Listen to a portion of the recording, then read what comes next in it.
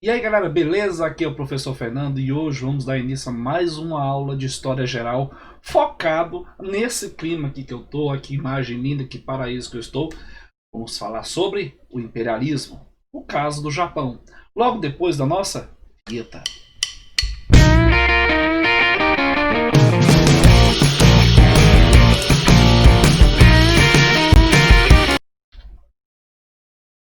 Bem galerinha, antes de começar esse vídeo, gostaria que vocês dessem o seu like, se inscrevessem no canal, ativassem o sininho de notificação e acompanhasse a gente na nossa rede social, beleza? Tá todos os dados aí, tudo bonitinho. Lembrando que todos os sábados nós temos aulas ao vivo, uma live daquelas, revisando, voltada para o Enem, a partir das 14 horas. Vamos começar então? Vamos falar sobre imperialismo, caso Japão. Nas aulas anteriores falamos sobre imperialismo, falamos sobre neocolonialismo, falamos sobre imperialismo africano e hoje vamos falar como é que o Japão, né? E vamos dividir esse assunto em três momentos, em três aulas, falar como é que esse Japão é, como é que esse Japão se construiu. Japão esse que influencia bastante nossa cultura, né? Quantidade de animes, mangás, cultura, né? Quem não gosta de né? Então nós temos que falar da cultura japonesa, belíssima, né?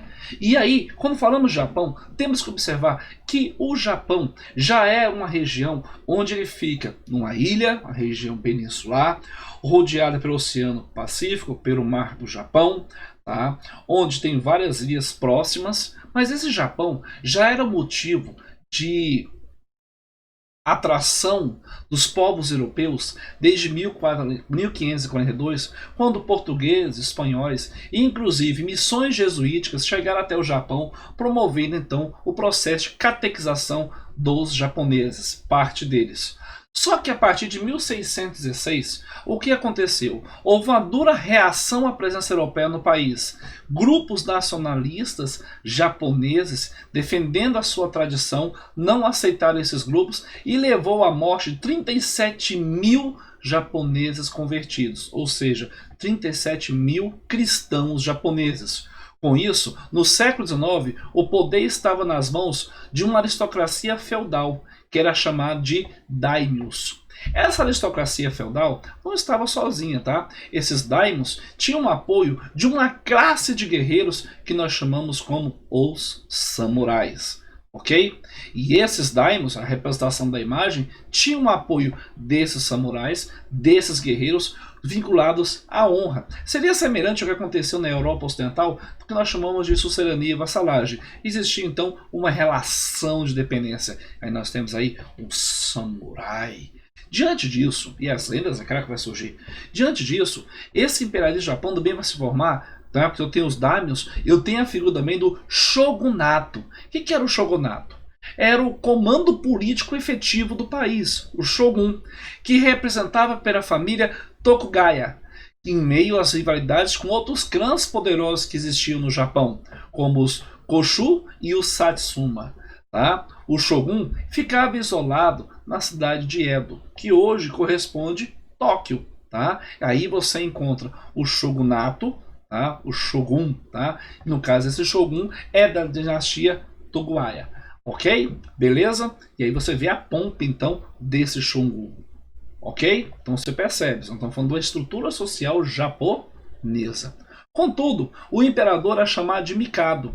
Esse imperador exercia poder apenas formal, vivendo na cidade sagrada de Kyoto. Então ele não tinha um papel muito importante nesse momento, né, nesse momento do Japão, no século XVII, não tinha um papel tão importante tanto quanto o shogun, que era o tipo senhor feudal da região desse Japão antigo. Contudo, sabemos que a partir de 1854, uma esquadra dos Estados Unidos, liderada pelo almirante Perry, forçou a abertura dos portos japoneses ao comércio mundial. Quando falamos que forçou a abertura dos portos japoneses ao comércio mundial, estou falando que forçou de maneira o quê? Arbitrária, uso da força, uso da superioridade militar. Ou seja, com ameaças militares também foram assinados inicialmente acordos comerciais com os Estados Unidos e posteriormente com quem? Com outras potências estrangeiras. E aí na imagem mostra, né, chegada deles no Japão, esse processo de influência japonesa na cultura, influência americana na cultura japonesa. E impondo, é claro, um pouco do imperialismo americano na cultura do Japão? Sim, impondo esse imperialismo americano na cultura do Japão. Só que aí, essa abertura comercial vai ter consequências. Essa abertura comercial vai provocar o início da chamada europeização do país, através de profundas transformações econômicas no setor militar, no setor técnico, no setor científico.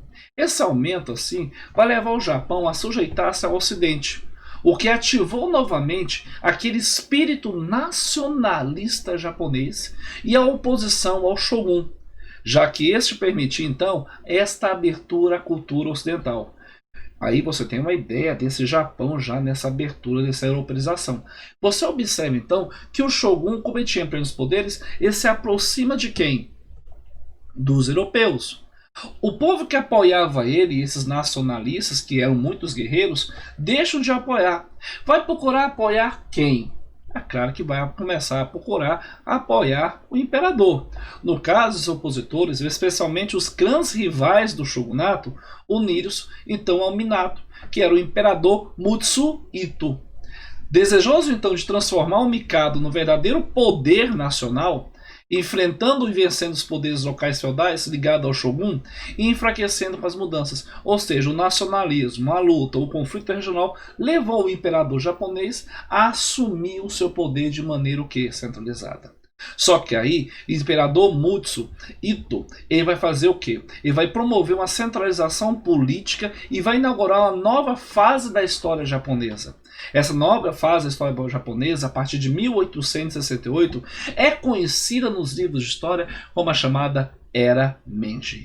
Era essa que iremos estudar num próximo vídeo. Se você gostou, dá o seu like, compartilhe e inscreva-se no canal. Aqui é o Professor Fernando, do canal História Fácil. Fui!